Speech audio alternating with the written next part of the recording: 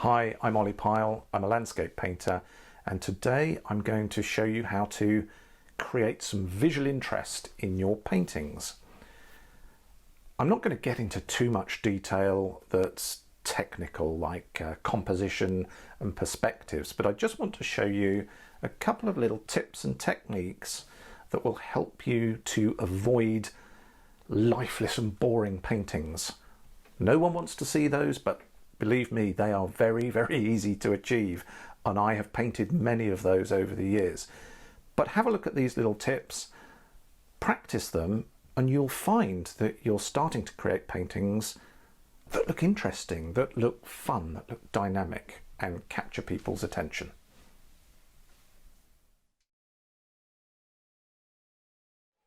Now, we need to always make sure with watercolour that we avoid boring paintings, and one of the ways to do that is to make sure that your paintings have got visual interest in them.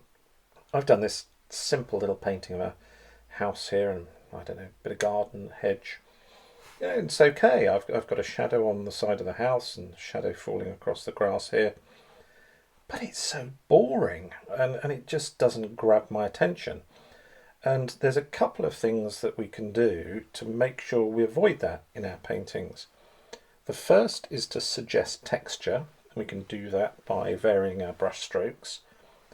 And the second is to just slightly mix up the colours. And I don't mean anything drastic, but just a slight variation of colour makes a tremendous amount of difference.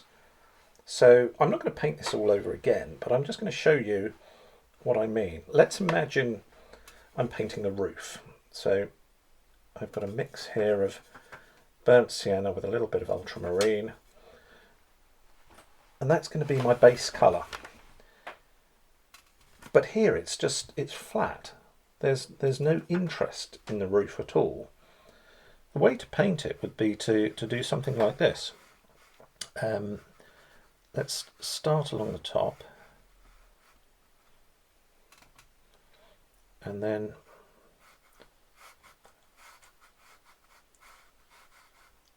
just miss a few little bits. It could be it's where a pigeon has sat on the roof and decided that it's to go to the toilet, or a loose tile or something like that. And roofs are full of this sort of stuff. So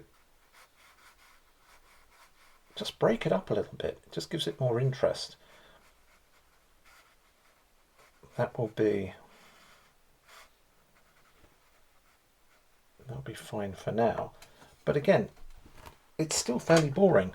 Let's put some other colour in there. Let's drop a little bit of green, so some moss growing in one corner and a little bit of shade here. Run some down from the top, and all of a sudden it's just starting to take on an entirely different look. It's just looking more interesting. And then we're not finished here yet. As this starts to dry up, we can do more with this. I can get a very dark mix of burnt sienna and ultramarine here and just drop in some darker areas on the roof. That again suggests loose tiles or clumps of moss. I'm painting them generally down the roof, so I've got that feeling of things going downhill. All helps add to the illusion.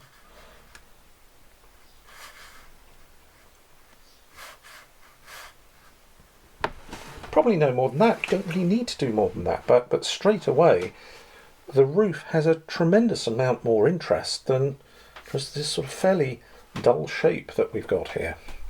So what about the garden as well, for example? Again, it's just flat. I mean, it's not as if it's badly painted as such. It's just dull and boring.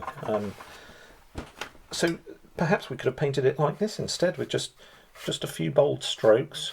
Leave some of those little white areas in there. It could be daisies, dandelions, anything like that.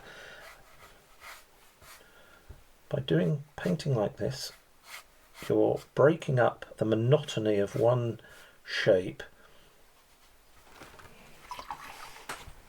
Just that little bit of texture goes an awful long way, and why not just drag a little bit of other colour through it as well? So little bit of shadow there that could be a tree or something, creating a bit of shade on one side of the garden.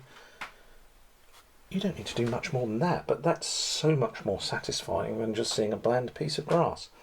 I've broken it up with some texture, and I've just slightly varied the colour. Nothing radical, there's no new colours in there, it's just a little bit of light green, a little bit of dark green. I've allowed them to run together, and it just looks so much better.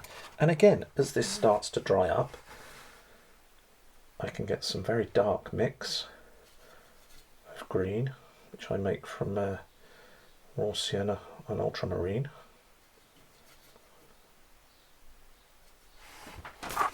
And where that's starting to dry, again, I can just make a couple of marks, and it shows that it's not flat. It's a garden. There's things growing here. It's what you want to see. Straight away, that's just so much more appealing than what we've got going on here. Finally, let's give the same treatment to this this area of trees, shrubs over on the left-hand side of the house. Again, let's break it up a little bit. Let's not have so much density there.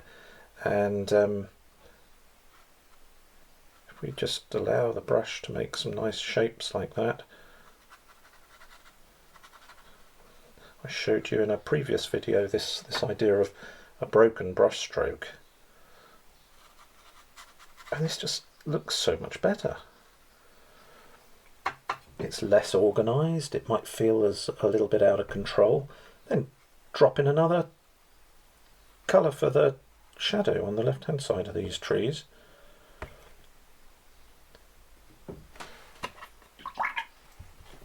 Run a damp brush along the bottom, maybe soften the edge. Straight away you've got something that actually looks like trees as opposed to a cardboard cutout. And all we've done is used different brush stroke. We've allowed some texture to show through by using the belly of the brush. I've added in some shadow colour, and that's all you need to do. That's enough to create an entirely different look to the painting. So the combination of that roof, those hedges, that garden, if I put these together, and we could do the same for the side of the house, just vary that up a little bit, put it all together, and it would just look so much better.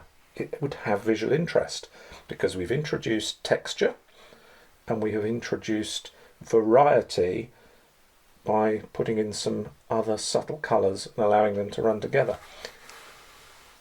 Practice these little things. Don't bother about running into a full-blown painting. Make little doodles and do little exercises like this, and get used to painting, you know, the side of a house or a roof or a tree or a boat hull or whatever it is you want to paint.